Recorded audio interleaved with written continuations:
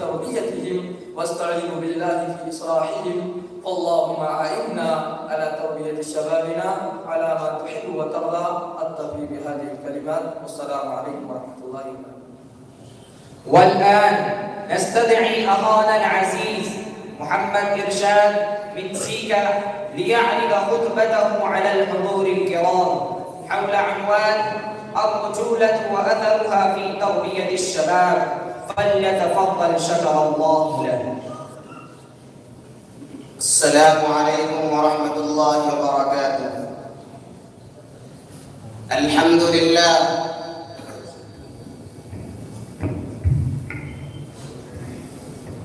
الحمد لله الحمد لله رب العالمين، والعاقبة للمتقين، والصلاة والسلام على سيد الأنبياء والمرسلين.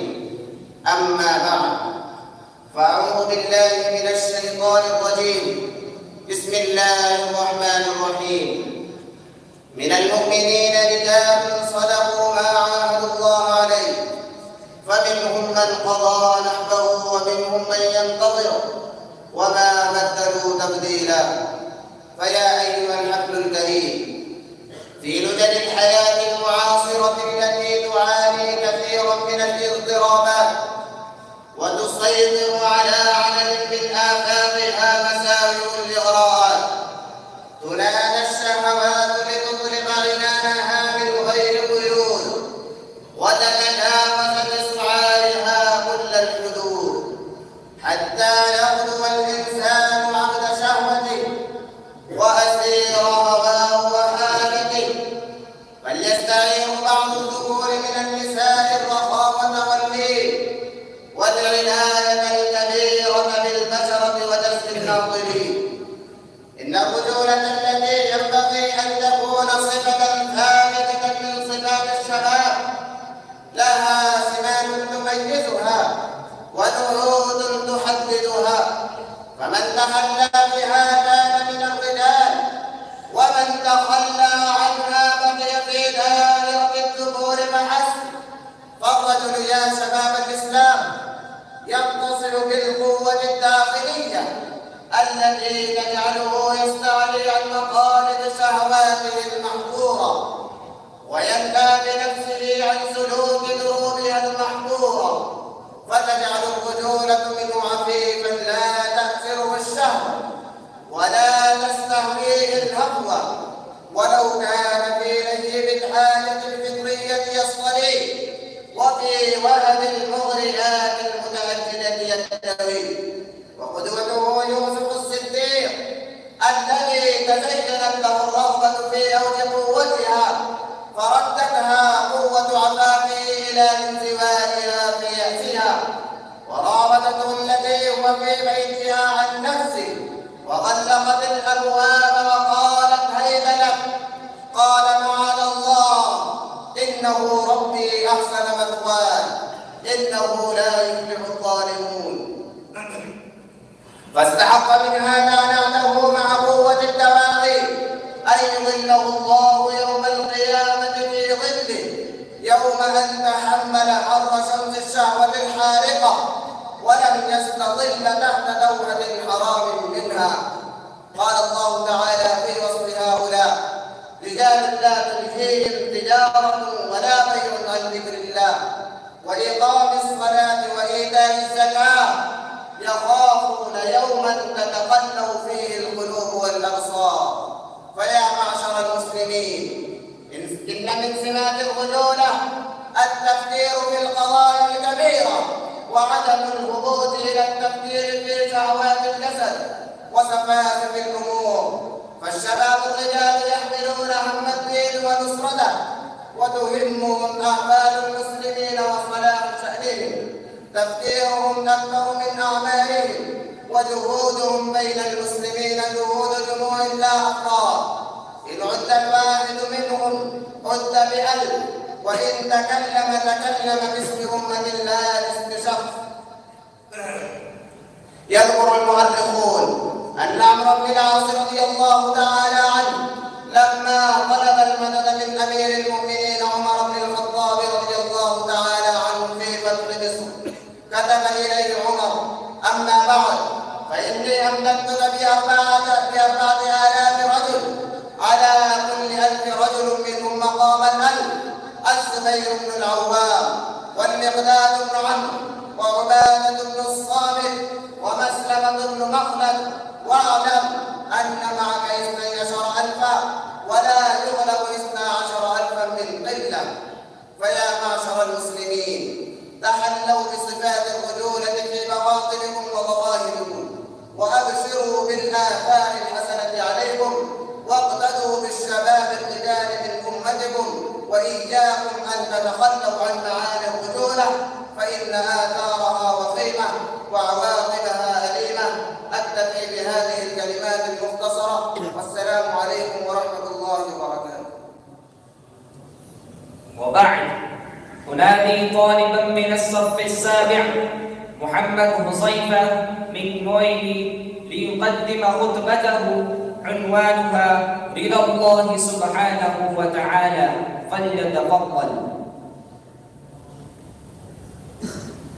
الحمد لله، والصلاة والسلام على أهلها، أما بعد، فأعوذ بالله من الشيطان الرجيم. بسم الله الرحمن الرحيم. يا أيتها النفس المطمئنة، صدق الله العظيم. في هذه الحفلة البركة مليئة بأساتذة الفن الأدباء والشيوخ الأكارم، أيها الإخوة، حوار اليوم حول حديث رسول الله صلى الله عليه وسلم، فيه قال: من قال رضيت بالله ربا وبالإسلام دينا وبمحمد صلى الله عليه وسلم نبيا وجبت له الجنة. أيها الحضور، من لوازم رضيت بالله ربا وبالإسلام دينا وبمحمد صلى الله عليه وسلم نبيا أن ترضى عن ربك سبحانه وتعالى، فترضى بأحكامه وترضى بقضائه وقدره، خيره وشره، حلمه وضره. إن الانتقائية بالإيمان بالقضاء والقدر ليست صحيحة، وهي أن ترضى فحسب عند موافقة القضاء لرغباتك، وتتسخط إذا خالف مرادك وميلك، فهذا ليس من شأن العبد. لقد كان الأعراب يسلمون، فإذا وجدوا في الإسلام رغدا بنزول غيث ودر لبن ونبت عشب قالوا هذا دين خير، فانقادوا وحافظوا على دينهم. فإذا وجدوا الأخرى جفافا وقحطا وجدبا وإضمحلالا في الأموال وفناء للمرعى نكسوا على أعقابهم وتركوا رسالتهم ودينهم. هذا الإسلام الهوى وإسلام الرغبة للنفس.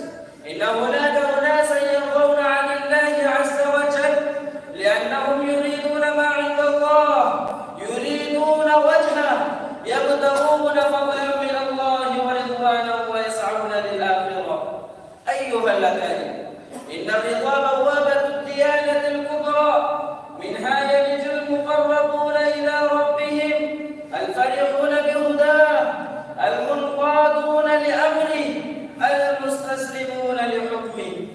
إن الذين يتطلعون إلى رضوان الله ويتشوقون إلى جنة عرضها السماوات والأرض لا يقبلون الدنيا بحذافيرها بدلا من هذا الرضوان ولا عوضا عن هذا النوال العظيم. أسلم أعرابي بين يدي رسول الله صلى الله عليه وسلم فأعطاه بعض المال، فقال: يا رسول الله، ما على هذا بايعتك؟ فقال رسول الله صلى الله عليه وسلم: على ماذا بايعتني؟ قال: بايعتك على أن يأتي سهم طائش ويقع هنا، وأشار إلى حلقه، ويخرج هنا، وأشار إلى قفاه. فقال له رسول الله صلى الله عليه وسلم: إن تصدق الله يصدقك. فحضر المعركة وجاءه سهم طائش ونفذ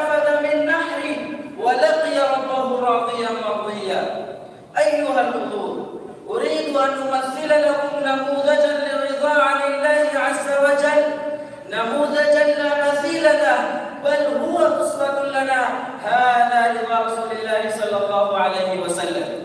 وكان رضا رسول الله صلى الله عليه وسلم عن ربه فوق ما يصفه الواصفون، فهو راض في الغنى والفقر، راض في السلم والحرب، راض وقت القوة والضعف، راض وقت الصحة والسقم، راض في الشدة والرخاء. عاش رسول الله صلى الله عليه وسلم مرارة اليد وأسى اليد ولوعة اليد فكان راضيا، وافتقر رسول الله صلى الله عليه وسلم حتى ما يجد دول الدم ويربط الحجر على بطنه من شدة الجوع، ويقترض شعيرا من يهود ويرهن درعه عنده وينام على الحصير فيؤثر في جنبه، وتمر 3 أيام لا يجد شيئا يأكله، ومع ذلك كان راضيا عن الله رب العالمين. أيها المستمعون، هذا رسول الله صلى الله عليه وسلم رضي عن ربه وقت المجابهة الأولى، يوم وقف هو في حزب الله، وقفت الدنيا تحاربه بخيرها ورجلها، بغناها بزخرفها، بزهفها بخيلائها، فكان راضيا عن الله. ورضي عن الله في المرحلة الحرجة يوم مات عمه وماتت زوجته خديجة، وأوذي أشد الأذى وكذب أشد التكذيب وخدشت كرامته ورمي في صدقه، فقيل له كذاب وساحر وكاهن ومجنون وشاعر. أيها الإخوة الأحبة، ها هو إمام الأولين والمرسلين رضي عن ربه وهو يذهب إلى الطائف ليعرض دعوته، فيواجه بأقبح رد وبأسوأ استقبال، ويرمى بالحجارة حتى تسيل قدماه، فيرضى عن مولاه ويرضى عن الله، وهو يخرج من مكة مرغما فيسير إلى المدينة ويطارد بالخيل وتوضع العراقيل في طريقه أينما ذهب، ويرضى عن الله في كل موطن وفي كل مكان وفي كل زمان. يحضر أحد صلى الله عليه وسلم فيشج رأسه وتكسر ثنيته ويقتل عمه ويذبح أصحابه ويغلب جيشه، فيقول صفوا ورائي لأثني على ربي. ويرضى عن الله وقد ظهر حلف كافر ضده من المنافقين واليهود والمشركين، فيقف صامدا متوكلا على الله مفوضا الأمر إليه، فجزاء هذه الرضا منه صلى الله عليه وسلم، ولسوف يعطيك ربك فترضى. اللهم يوفقنا لما يحب ويرضى، وعلى هذا أكتفي. مع السلامة.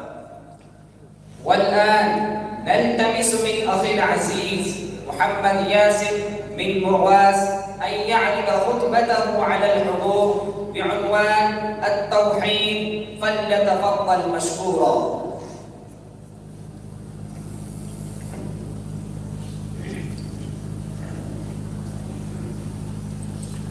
السلام عليكم ورحمة الله وبركاته.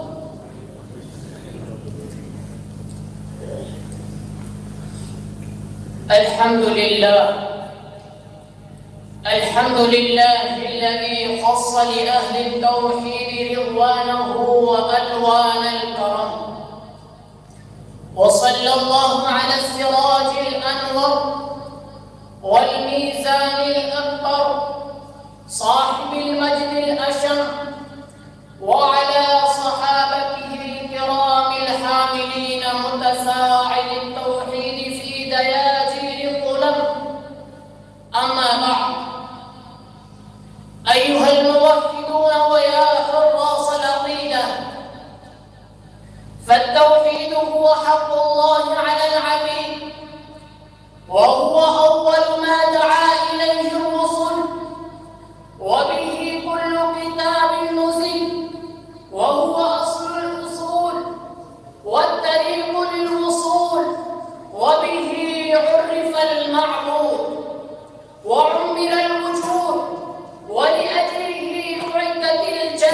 والنار، وصل السيف البتار، وقوتل الكفار. وهو التوحيد هو الكنز الجليل الذي كان في قلب الخليل، فقال لما شاهد الكرب الثقيل: حسبنا الله ونعم الوكيل. وما خلق الله البحر للكريم إلا لأنه صاحب توحيد عظيم ونهج كريم. وقد قالوا لأحد العلماء وقد سجن وفي سبيل هذه الكلمة لاقى المحن: قل كلمة التوحيد، قال من أجلها وضعت في الحديد.